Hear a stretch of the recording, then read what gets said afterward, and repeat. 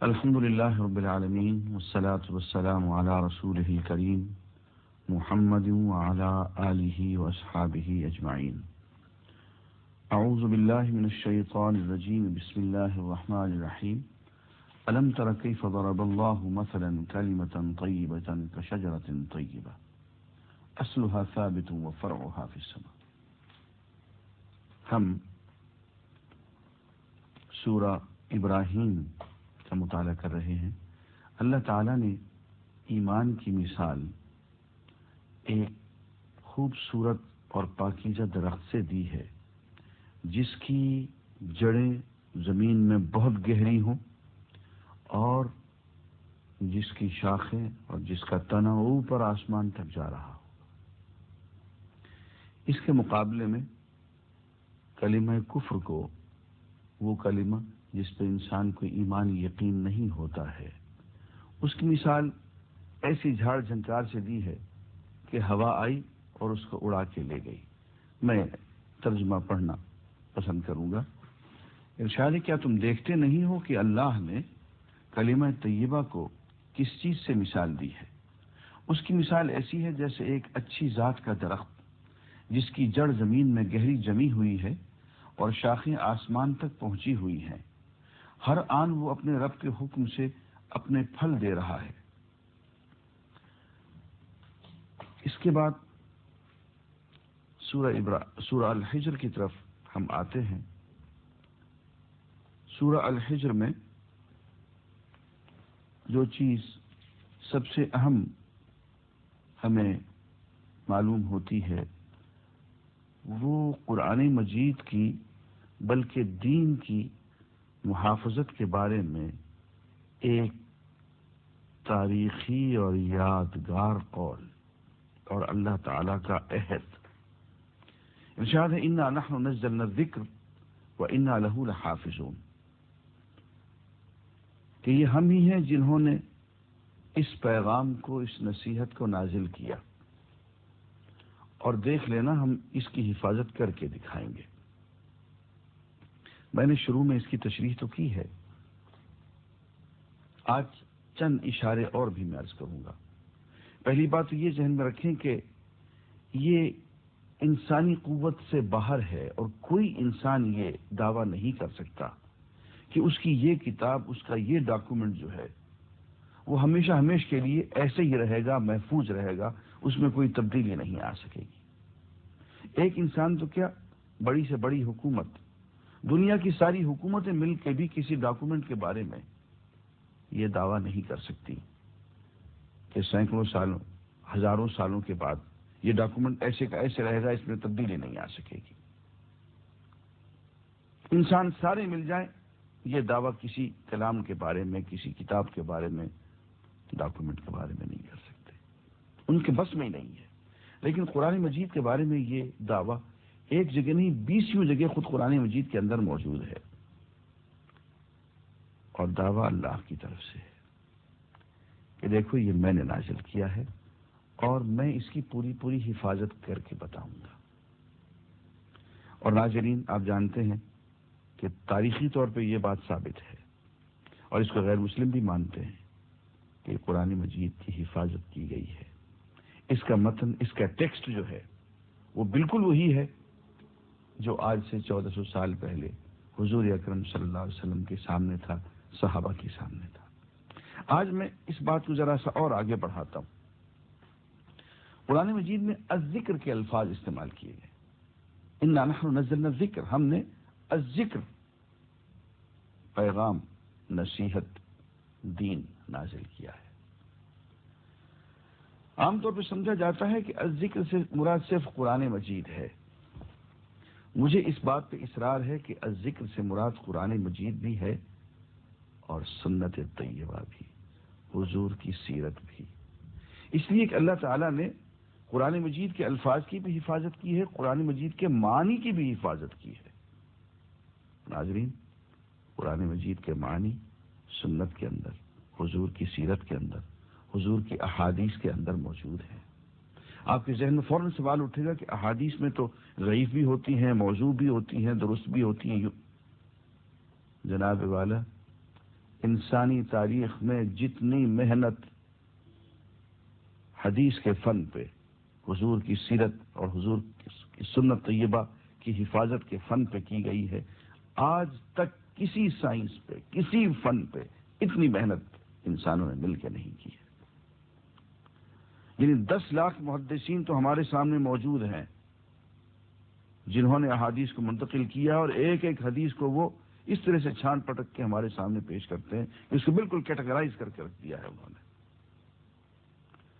اور پھر قرآن خود کہتا ہے آگے چل کے سورہ النحل میں، وَأَنزَلْنَا إِلَيْكَ الذِّكْرَ لِتُبَيِّنَ لِلنَّاسِ مَا نُزِّلَ إِلَيْهِمْ، اے نبی ہم نے آپ کی طرف ذکر نازل کیا تاکہ آپ لوگوں پہ واضح کر دیں، بیان کر دیں ما نزل الیہم، جو ان پہ نازل کیا گیا ہے۔ معلوم یہ ہوا کہ جو نازل کیا گیا ہے اس کے علاوہ بھی ایک ذکر اللہ نے حضور پہ نازل کیا ہے۔ وہ کیا ہے؟ وہ یہی حکمت ہے، پریکٹیکل وزڈم ہے، قرآن مجید کی پریکٹیکل ڈیمونسٹریشن ہے، وہ یہی سیرت ہے، سنت ہے، جو خود قرآن سے ثابت ہو رہی ہے کہ اللہ تعالیٰ نے ایک تو وہ وحی ہے جو کہ قرآن کی شکل میں آ گئی ہے، اور ایک وہ وحی الہام ہے جو حکمت کی شکل میں حضور کے دل پہ القاء کیا گیا ہے، الفاظ کی شکل میں ہمارے سامنے موجود نہیں ہے، وہ حضور کی عملی زندگی کی شکل میں ہمارے سامنے موجود ہے۔ اس اعتبار سے دیکھا جائے تو قرآن مجید کے الفاظ کی بھی حفاظت کی گئی ہے، قرآن مجید کے معنی کی بھی حفاظت کی گئی ہے، اور وہ حضور کی سیرت طیبہ اور حضور کی سنت طیبہ کی شکل میں اور احادیث کے ذخیرے کی شکل میں ہمارے سامنے موجود ہے۔ ناظرین، سورہ الحجر ختم کرتے ہوئے میں وہ آیات تلاوت کروں گا، ان کا ترجمہ، جس میں ہمارے کھلے دشمن کا ذکر ہے کہ کس طرح سے اس نے مہلت مانگی ہے ہمیں بہکانے کے لیے۔ ان آیات کو غور سے سنیے کیونکہ یہ سیلف ایکسپلینیٹری ہیں۔ ارشاد باری تعالیٰ ہے،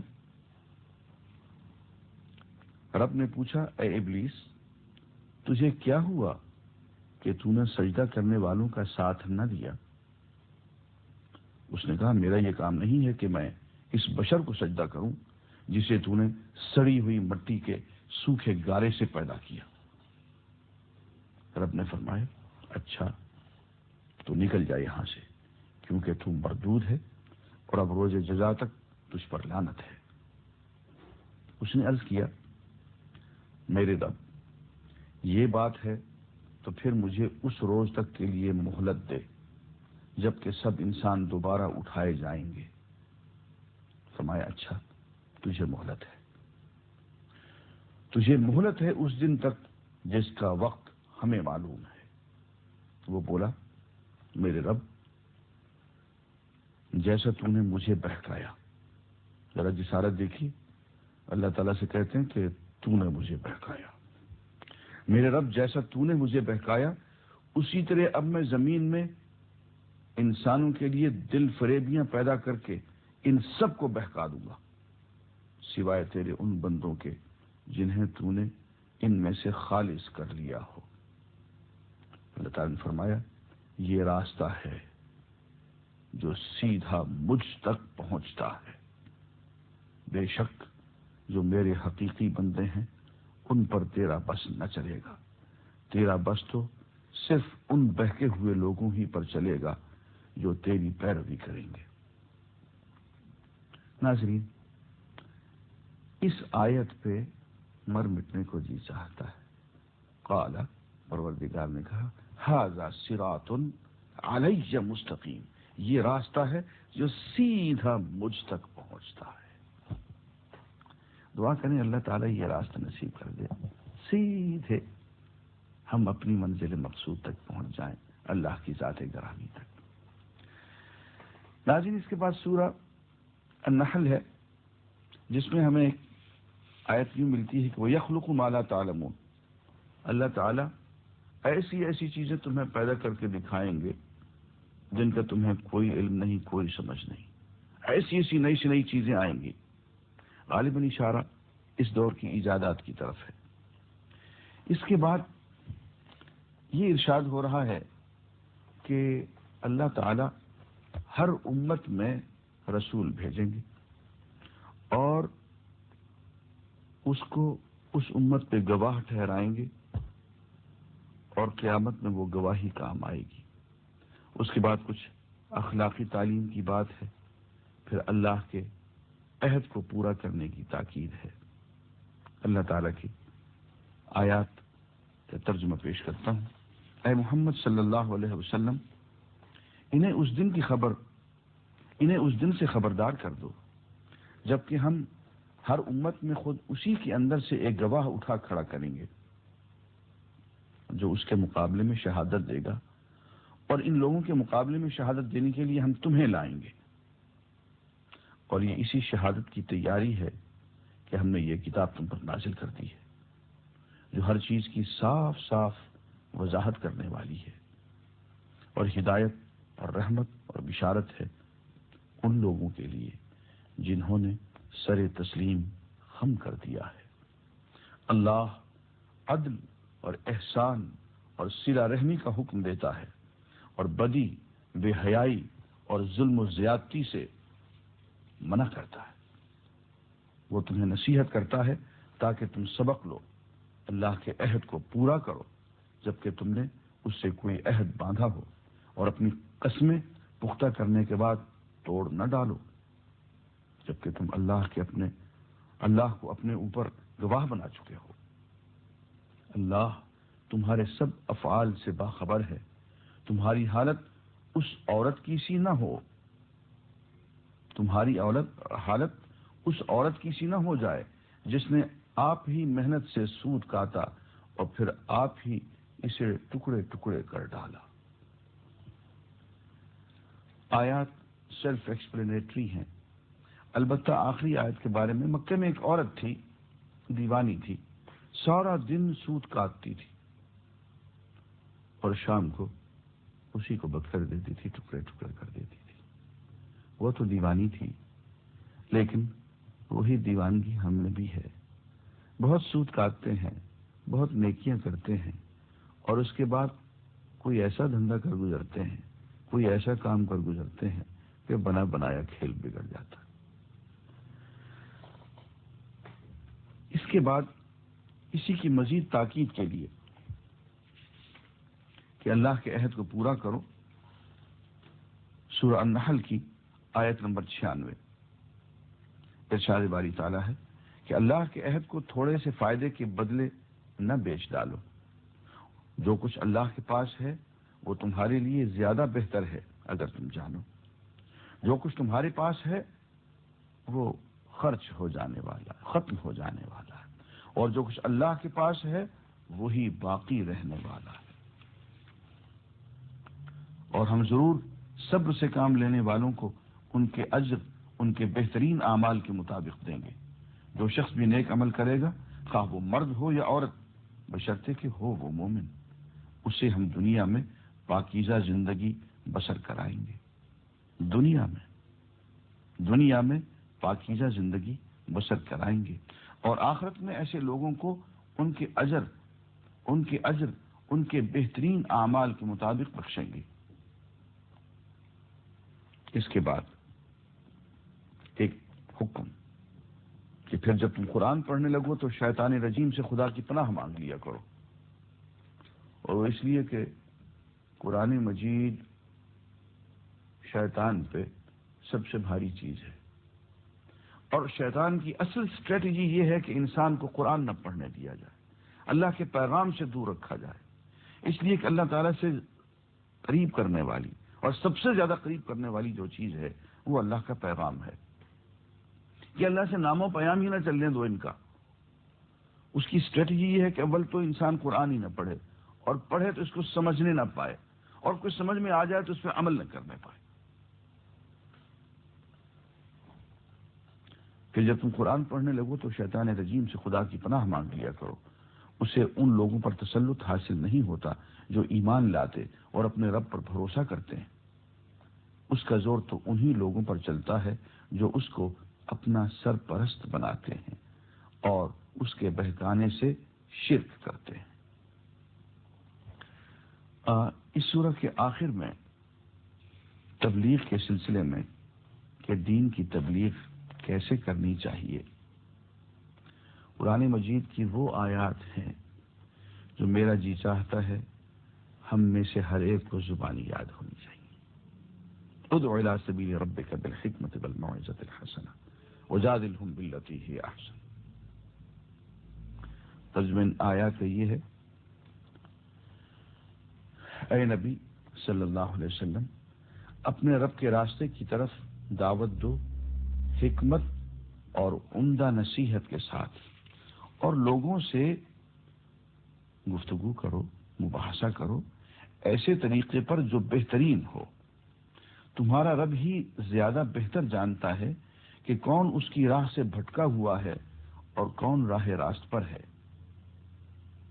اور اگر تم لوگ بدلہ لو تو بس اسی قدر لے لو جس قدر تم پر زیادتی کی گئی ہو، لیکن اگر تم صبر کرو تو یقیناً یہ صبر کرنے والوں ہی کے حق میں بہتر ہے۔ اے محمد صلی اللہ علیہ وسلم، صبر سے کام کیے جاؤ، اور تمہارا یہ صبر اللہ ہی کی توفیق سے ہے۔ ان لوگوں کی حرکات پر رنج نہ کرو اور نہ ان کی چال بازیوں پر دل تنگ ہو۔ اللہ ان لوگوں کے ساتھ ہے جو تقوی سے کام لیتے ہیں۔ ناظرین، یہاں پہ اللہ تعالیٰ نے جن باتوں کا حکم دیا ہے اس میں سب سے پہلے تو حکمت ہے، دانائی، دانشمندی، اور دوسرے میٹھی نصیحت، عمدہ نصیحت۔ بات میٹھے انداز میں کرنی ہے، اس انداز میں نہیں کہ سننے والے کو ریپگننس محسوس ہو، وہ کہے گا یہ کیا مصیبت پڑ گئی مجھے، کوئی دھمکانے آ گیا، ڈرانے آ گیا ہے۔ بہت پیارے انداز میں عمدہ نصیحت فرمایا، موعظۃ الحسنہ۔ جیسے کہ اللہ تعالیٰ نے حضرت موسیٰ اور حضرت ہارون سے یہ کہا فرعون کی طرف کہ قولا لہ قولا لینا، اس کے ساتھ ذرا نرم لہجے میں بات کرنا۔ فرعون ہے تو اس کی فرعونی کے انداز میں ترکی بترکی جواب نہ دینا، وہ تو فرعونیت سے بات کرے گا، لیکن تم قولا لینا، نرم لہجے میں، موعظۃ حسنہ، میٹھی نصیحت، پیاری نصیحت کے انداز میں جو دل میں اترے، حکمت کے ساتھ بات کرنا، اور گفتگو کرنا تو اس انداز میں کہ دوسرے کو تکلیف نہ پہنچے۔ اس کو جدال احسن کہتے ہیں۔ بہترین طریقے پہ گفتگو کرنا، بہت منطقی انداز میں۔ فرمایا کہ جادلہم باللتی ہے احسن، ایسے انداز میں گفتگو کرنا کہ دوسرا آدمی قائل بھی ہو جائے، مائل بھی ہو جائے۔ ناظرین، میں قرآن مجید سے 2-3 مثالیں دوں گا کہ انبیاء کا طریقہ گفتگو کیا تھا، لوگ کس لہجے میں بات کرتے تھے، اور وہ انبیاء جواباً کس لہجے میں بات کرتے تھے۔ اے کاش یہ بات ہمارے مبلغین کو معلوم ہو جائے کہ گفتگو کے دوران دوسرے پہ چھا جانا یہ خوبی کی بات نہیں ہے۔ بعض دفعے دب جانا بھی خوبی کی بات ہوتی ہے، پیچھے ہٹ جانا بھی خوبی کی بات۔ آپ نے دیکھا نا سیدنا ابراہیم علیہ السلام کو نمرود نے کہا کہ میں زندہ بھی کر سکتا ہوں، مار بھی سکتا ہوں، پیچھے ہٹ گئے، لیکن نئی بات لے کے آئے جس میں کہ نمرود کے پاس جواب نہیں تھا کہ اچھا بتاؤ، میرا رب تو سورج مشرق سے طلوع کرتا ہے، تو تم خدا ہو، سورج پہ تمہیں اختیار تو ہوگا، آج مغرب سے طلوع کر دو۔ اور یہ بھی نہیں کہا کہ تمہیں اختیار نہیں ہے، تم مغرب سے طلوع نہیں کر سکتے ہو، نہیں، بڑے پیارے انداز میں کہا کہ اگر خدا ہو تو سورج پہ تو تمہیں اختیار ہوگا، آج مغرب سے طلوع کر دو۔ سیدنا نوح علیہ السلام طویل عرصہ تک قوم کو راہ ہدایت کی طرف بلاتے رہے۔ قوم نے کس طرح سے خطاب کیا؟ کہتے ہیں انا لنراک فی ضلال مبین، ہم تو تمہیں کھلی ہوئی گمراہی میں پاتے ہیں۔ اب اگر کوئی مجھ جیسا آدمی ہوتا تو یوں کہتا کہ ہاں کافر تم ہو، مشرک تم ہو، بتوں کی پوجا تم کرتے ہو، شراب، زنا، فلاں فلاں فلاں فلاں فلاں، جوا، یہ ساری گندگیاں تم کرتے ہو، گمراہ مجھے کہتے ہو۔ لیکن نبی نے ان کے گندے اعمال کی طرف اشارہ نہیں کیا، ان کو الزامی جواب نہیں دیا، بلکہ ان کے اس الزام کا کہ انا لنراک فی ضلال مبین، کہ تم تو گمراہ آدمی ہو، صریح گمراہی میں مبتلا ہو، دیکھیے نبی کیا جواب دیتا۔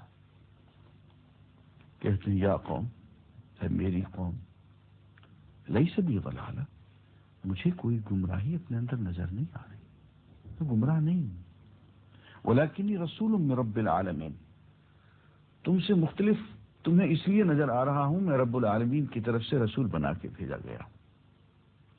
تم میرے مقام کو نہیں سمجھ رہے ہو، میری رسالت کو تم گمراہی سمجھ رہے ہو، یہ گمراہی نہیں ہے، یہ تو اللہ تعالیٰ کی طرف سے بہت بڑا منصب ہے۔ اور دیکھیے حضرت ہود سے ان کی قوم یوں کہتی ہے، انا لنراک فی صفاحہ وانا لنظنک من الکاذبین، اے ہود ہم دیکھتے ہیں کہ تم بے وقوفی میں اور حماقت میں پڑے ہوئے ہو، اب دیکھتے ہیں کہ تم جھوٹ بولتے، جھوٹوں میں سے ہو، تم احمق بھی جھوٹے بھی، نعوذ باللہ، ایک نبی کو کہا جا رہا۔ اب وہ جوابی کارروائی کے طور پہ اپنی قوم کی ساری گندگیاں اور گناہ اور سارے ان کو آئینہ دکھا دیتا کہ تم کیا ہو، دیکھو۔ لیکن نبی نے صرف اپنی ذات کا دفاع کیا، کتنے خوبصورت انداز میں، صرف اتنے الفاظ کہے، یا قوم، اے میری قوم، لیس بی صفاحہ، مجھ میں کوئی بے وقوفی کی بات نہیں ہے، کوئی حماقت کی بات مجھ میں نہیں، ولکنی رسول من رب العالمین، میں اصل میں رب العالمین کی طرف سے رسول بنا کے بھیجا گیا ہوں۔ میری گفتگو اور تمہاری گفتگو میں، میرے انداز زندگی میں اور تمہارے انداز زندگی میں بہت فرق ہے، ہم بہت الگ الگ ڈفرنٹ ویو لینگتھس پر ہیں، اس لیے میری شخصیت، میرا منصب، میری تعلیم تمہاری سمجھ میں نہیں آ رہی۔ یہ بے وقوفی نہیں ہے، یہ رسالت ہے، یہ نبوت ہے۔ ناظرین، یہ طریقہ ہوتا ہے دعوت دینے کا۔ ادع الی سبیل ربک بالحکمۃ والموعظۃ الحسنہ وجادلہم باللتی ہی احسن۔ اس کے بعد ناظرین ہم سورہ بنی اسرائیل کی طرف آتے ہیں۔ سورہ بنی اسرائیل کا دوسرا نام سورہ اسراء ہے۔ اس میں سورہ میں ابتدا سے حضور اکرم صلی اللہ علیہ وسلم کے معراج کا ذکر ہے کہ کس طرح سے آپ کو راتوں رات پہلے مکہ مکرمہ سے بیت المقدس لے جایا گیا۔ معراج کے ذکر کے بعد انسان کے نام اعمال کا ذکر آ رہا، اور یہ کہ ہر شخص کا نام اعمال، اس کا شگون، اس کا نصیبہ اس کی گردن میں لٹکا ہوا ہے۔ اس وقت تو اس کو نظر میں نہیں آ رہا ہے، لیکن قیامت کے دن یہ سب کچھ اس کے سارے اعمال مشکل ہو کے، مجسم ہو کے اس کے سامنے آ کے اس کے گلے میں لٹک جائیں گے۔ اور کیا شکل ہوگی؟ دیکھیے آیت کا ترجمہ پڑھتا ہوں۔ یہ بنی اسرائیل کی آیت نمبر 13 ہے۔ ہر انسان کا شگون ہم نے اس کے اپنے گلے میں لٹکا رکھا ہے، اور قیامت کے روز ہم ایک نوشتہ اس کے لیے نکالیں گے جسے وہ کھلی کتاب کی طرح پائے گا۔ پڑھ اپنا نامہ اعمال، آج اپنا حساب لگانے کے لیے تو خود ہی کافی ہے۔ جو کوئی راہ راست اختیار کرے اس کی راست روی اس کے اپنے ہی لیے مفید ہے، اور جو گمراہ ہو اس کی گمراہی کا وبال اسی پر ہے۔ کوئی بوجھ اٹھانے والا دوسرے کا بوجھ نہ اٹھائے گا، اور ہم عذاب دینے والے نہیں ہیں جب تک کہ لوگوں کو حق و باطل کا فرق سمجھانے کے لیے ایک پیغامبر نہ بھیج دیں۔ جب ہم کسی بستی کو ہلاک کرنے کا ارادہ کرتے ہیں تو اس کے خوشحال لوگوں کو حکم دیتے ہیں اور اس میں نافرمانیاں کرنے لگتے ہیں، تب عذاب کا فیصلہ اس بستی پر چسپاں ہو جاتا ہے اور ہم اسے برباد کر کے رکھ دیتے ہیں۔